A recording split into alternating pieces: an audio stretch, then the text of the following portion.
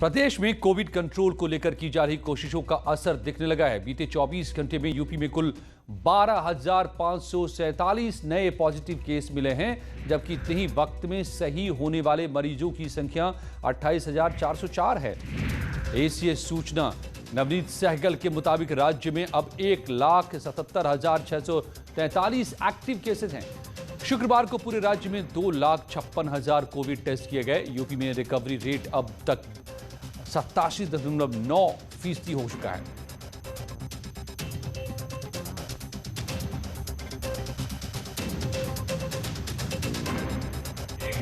लगभग एक माह में हम लोग उसी एक माह पहले वाली स्थिति में आ गए हैं और 30 अप्रैल को जितने कुल मामले दिन में आए थे 38,000, उससे लगभग 26,000 कम 12,000 मामले जो हैं वो आज सामने आए हैं और 1,77,000 एक्टिव केसेस हमारे हो गए हैं और ये टेस्ट की संख्या को नहीं घटाया गया। देश में कोरोना के मामले लगातार घट रहे हैं। 24 घंटे में देश में 3,26,098 नए केस सामने आए हैं, जबकि 3,890 लोगों की मौत हुई है। तो वहीं एक दिन में 3,53,299 ठीक होकर अपने घर लौटे हैं। देश में अभी 36,73,802 एक्टिव केस हैं। साथ ही ठीक होने वाले लोगों की संख्या भी बढ़ी है। इसी बीच यूपी की योगी सरकार ने वैक्सीनेशन अभियान के तहत अहम फैसला लिया है। सोमवार से 5 और जिलों में 18 से 44 साल के लोगों का टीकाकरण अभियान शुरू होगा। सोमवार में यूपी के कुल 23 जिलों में 18+ वालों को वैक्सीन लगेगी। इन जिलों में मिर्जापुर, बांदा, गोंडा, आजमगढ़, बस्ती शामिल हैं। अभी प्रदेश में 18 जिलों में 18 से 44 साल के लोगों को वैक्सीन लगाई जा रही है।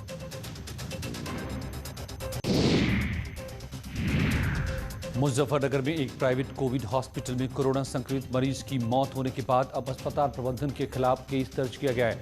राज्य मंत्री कपिल देव अग्रवाल के दखल देने के बाद अस्पताल पर यह केस दर्ज हुआ है। दरअसल 2 दिन पहले कोरोना मरीज की मौत के बाद परिजनों ने इलाज में लापरवाही का आरोप लगाते हुए हंगामा किया था। इसके बाद हॉस्पिटल के डॉक्टर्स और स्टाफ ने परिजनों के साथ मारपीट कर उन्हें हॉस्पिटल से बाहर निकाल दिया था। आरोप है कि इस दौरान हॉस्पिटल मालिक के भाई ने अपनी लाइसेंसी पिस्टल से फायरिंग भी की थी। हद तो तब हो गई जब मौके पर पहुंची पुलिस ने उल्टा पीड़ित परिवार के खिलाफ ही मुकदमा दर्ज कर लिया था। इसके बाद राज्य मंत्री कपिल देव अग्रवाल ने आरोपी डॉक्टर और हॉस्पिटल स्टाफ पर मुकदमा दर्ज करने के लिए डीएम और एसएसपी से बात की, जिसके बाद नगर कोतवाली पुलिस ने पीड़ित परिवार की शिकायत पर हॉस्पिटल के मालिक और उसके भाई समेत 3 लोगों पर केस दर्ज किया है। सीएम योगी के निर्देश पर गोरखपुर ही नहीं आसपास के जिलों में भी प्राणवायु का पर्याप्त इंतजाम सुनिश्चित किया गया है। ऑक्सीजन एक्सप्रेस ट्रेन गोरखपुर के नखा स्टेशन पहुंची। गोरखपुर में 2 टैंकरों से 40 metric ton liquid medical oxygen की आपूर्ति हुई है। इसका इस्तेमाल गोरखपुर के साथ ही आसपास के जिलों के कोविड अस्पतालों में किया जा सकेगा। गोरखपुर के साथ साथ पूर्वांचल के इस उत्तरी हिस्से में अब ऑक्सीजन की समस्या का समाधान हो गया है, क्योंकि जमशेदपुर से 2 डिब्बों में लेकर करीब 40 मीट्रिक टन ऑक्सीजन लेकर जो है ट्रेन गोरखपुर पहुंची है और इसको नखा जंगल पर अनलोड किया गया। डीएम ने बताया कि अब हमारे पास सरप्लस ऑक्सीजन है और इससे पूर्वांचल के दूसरे जिलों के अस्पतालों में भी ऑक्सीजन की सप्लाई की जाएगी। गोरखपुर के नहीं, आसपास 15 जनपद का आपूर्ति इसी से आराम से हो जाएगी। अब इस समय में हम लोग ऑक्सीजन सरप्लस में है, यानी कम से कम एक सप्ताह का कितने ऑक्सीजन का खपत है, अधिकतम बेड संख्या के हिसाब से हमारा पास पर्याप्त मात्रा में अवेलेबल है। तो गोरखपुर अकेले गोरखपुर का आच्छादित नहीं करता है, आसपास का पूरा पूर्वांचल इलाका का सप्लाई करता है। उसी के हिसाब से पहले से जो यहाँ कितने प्लांट बंद था उसको भी एक्टिवेट करा दिए हम लोग। कोरोना को काबू में करने के लिए नगर निगम लखनऊ की ओर से नियमित रूप से साफ सफाई का काम हो रहा है।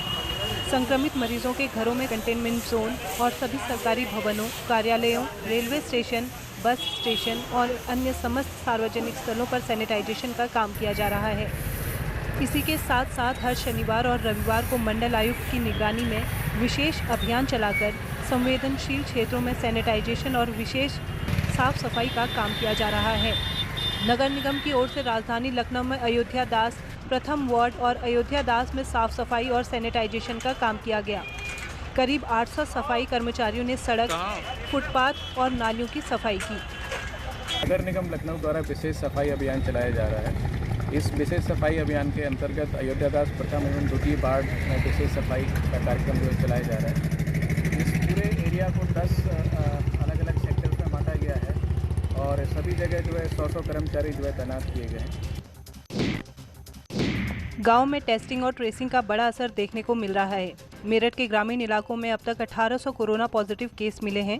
मेरठ के 762 गांव में लाखों परिवार एक हेल्थ डिपार्टमेंट की टीम पहुंची।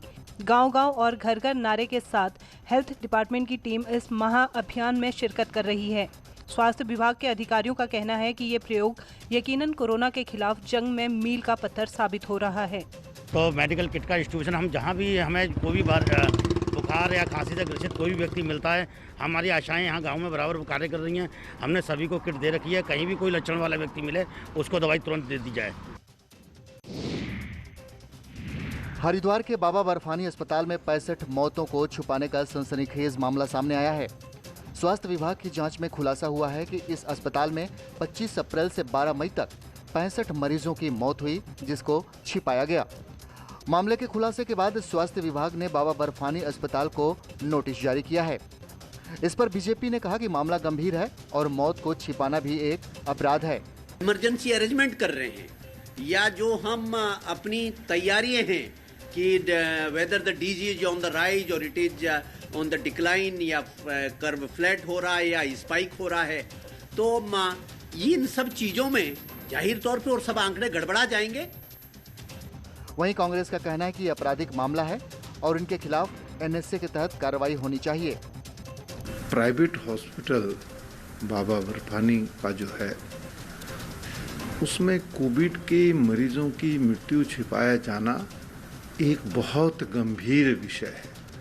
सरकार को इसे गंभीरता से लेना चाहिए और ऐसे कोविड हॉस्पिटल के विरुद्ध सख्त कार्रवाई करने का काम सरकार करे। उत्तराखंड के सीएम तीरथ सिंह रावत ने चमोली का दौरा किया, जहां वो सबसे पहले गोपेश्वर पहुंचे और जिला अस्पताल में स्वास्थ्य सेवाओं का निरीक्षण किया। साथ ही यहां स्थापित होने वाले ऑक्सीजन प्लांट का भी निरीक्षण किया।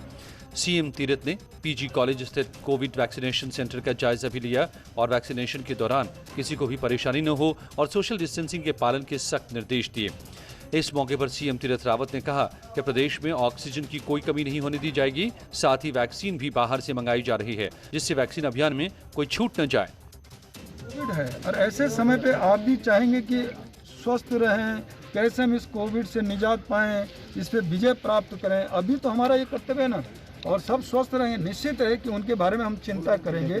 अरे प्रदेश तो वैसे भी पर्यटन प्रदेश है, तो आपका सारी चीज़ें उससे जुड़ी हुई हैं, तो निश्चित है करेंगे। ये जो जैसा सब समय आएगा तो उसके बाद। कोरोना संकट के बीच यूपी के बिजली उपभोक्ताओं को बड़ा झटका लग सकता है। विभाग की तरफ से बिजली उपभोक्ताओं पर रेगुलेटरी सरचार्ज लगाने की तैयारी शुरू हो गई है। यूपीपीसीएल ने रेगुलेटरी सरचार्ज के लिए नियामक आयोग को प्रस्ताव भेजा है। अब 17 मई को नियामक आयोग इस पर सुनवाई करेगा। यूपीपीसीएल के इस कदम का उत्तर प्रदेश राज्य विद्युत उपभोक्ता परिषद ने विरोध किया है। परिषद के अध्यक्ष अवधेश शर्मा ने कहा कि बिजली कंपनियां और सरकार आपदा में अवसर तलाशने में जुट गई हैं। रेगुलेटरी सरचार्ज लगाने पर करीब 10% अधिक बिल का भुगतान करना पड़ेगा। बिजली दर की जगह रेगुलेटरी सरचार्ज के नाम पर बिजली बिल बढ़ेगा। गंगोत्री धाम के कपाट अगले 6 महीने के लिए आज सुबह 7:30 बजे खोल दिए गए। मंदिर के पंडा पुरोहितों और पदाधिकारियों ने विधि विधान से मां गंगा के कपाट खोले। सुबह से ही गंगोत्री धाम में मंत्र उच्चारण के साथ गंगा लहरी गंगा सहस्त्र नाम का पाठ किया जा रहा था। इससे पहले मां गंगा की डोली गंगोत्री धाम पहुंची और गंगा के जयकारों से पूरा धाम गूंज उठा।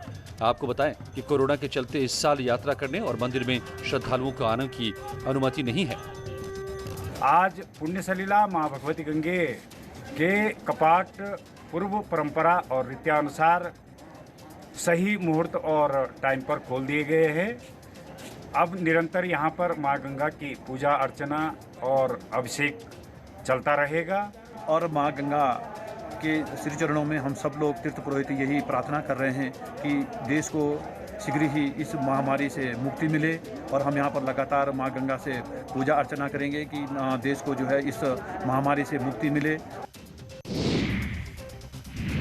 Covid management